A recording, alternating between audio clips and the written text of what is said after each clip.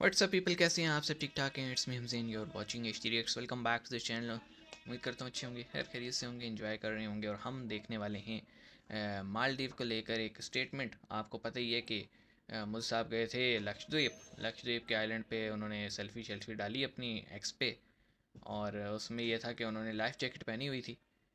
तो अब उस पे मजाक उड़ाया मालदीव की एक मिनिस्टर ने, कैबिनेट मिनिस्टर ने, और दो और मिनिस्टर्स थे, उन्होंने उसको एंडोर्स किया। रिज़ल्ट क्या हुआ कि पूरे इंडिया से जो फ़्लाइट्स बुक हुई हुई थी, जो होटल रिजर्वेशंस थे, जो कि लोगों ने टूर प्लान किए हुए थे मालदीव जाने के, वो सारे कैंसिल होना शुरू हो गए। और इतनी स्पीड से कैंसिल हुए कि मालदीव की जो गवर्नमेंट है उसको एक्शन लेना पड़ गया। और वीडियो ये आई है कि 24 घंटे में ही मालदीव घुटनों पर आ गया। चलो देखते हैं। स्टिल उन्होंने अपोलोजाइज़ भी किया है, मिनिस्टर को हटा भी दिया है। उनका जो प्रेसिडेंट है वो भी खुद सामने आया, बट स्टिल लोग अब लक्षद्वीप के ही जो है ना तरफ मूव कर चुके हैं। और ये तो होगा अब। तो शुरू करते हैं, 3 2 1 इन। हेलो फ्रेंड्स, जय हिंद। हिंदुस्तान स्पेशल में आपका स्वागत है दोस्तों। प्राइम मिनिस्टर नरेंद्र मोदी की लक्षद्वीप की यात्रा के कुछ दिनों बाद मालदीव के एक मंत्री के ट्वीट पर विवाद के बीच सोशल मीडिया पर कई भारतीयों ने दावा किया है कि उन्होंने द्वीप राष्ट्र में अपनी प्लान की हुई यात्राएं कैंसिल रद्द हुई कर दी थी। हैं। यह विवाद 20,000 मालदीव फ्लाइट्स के तो मैंने एक देखी मंत्री थी के ट्वीट से कैंसिल हुई उपजा हुई। है।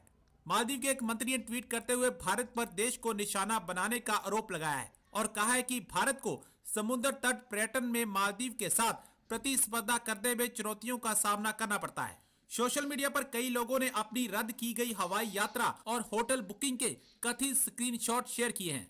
इसके अलावा हैशटैग बॉयकॉट मालदीव्स भी टॉप ट्रेंड पर है। भारत और मालदीव के बीच राजनयिक तनाव हाल के महीनों में बढ़ गया है, खासकर पिछले साल नवंबर में राष्ट्रपति मोहम्मद मुइज़ू के पदभार संभालने के बाद।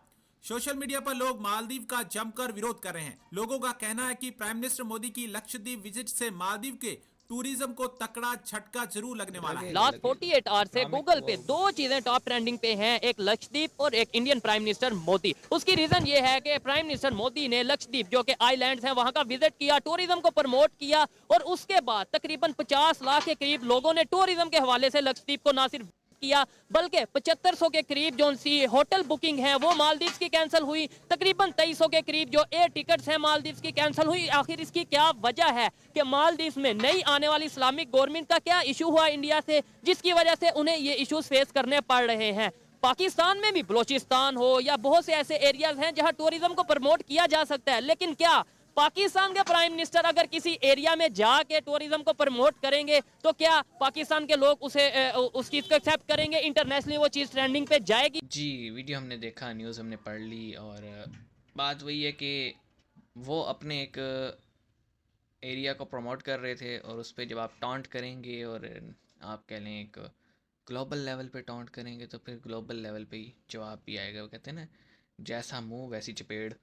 तो उसी हिसाब से अब पढ़ रही हैं मालदीव को। और 7,500 होटल बुकिंग कैंसिल हुई हैं, 20,000 फ़्लाइट्स कैंसिल हुई हैं, 2500 जो है वो रिजर्वेशंस जो कंफर्म्ड थी वो कैंसिल हुई हैं। जो लोग ऑलरेडी मालदीव आए हुए थे उन्होंने रिटर्न टिकट्स करके जाना शुरू कर दिए है। और ये सब सिर्फ इसलिए कि एक आप कह लें नादान पॉलिटिशियन को शुगर लगाना था।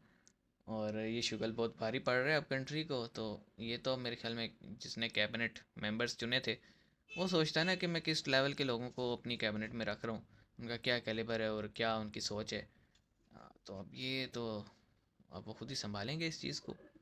बाकी लक्षद्वीप की मैंने देखी थी वीडियोस, तो सही थी यार। वो मतलब डिफरेंस फील नहीं हो रहा था मालदीव और लक्षद्वीप का। तो बाकी अंडमान तो हमने देखा ही हुआ है, निकोबार भी हमने देखा हुआ है। आप इस पे क्या कहेंगे? कमेंट सेक्शन में बताइएगा। मिलेंगे, अपना ख्याल रखिएगा। सी यू गाइस।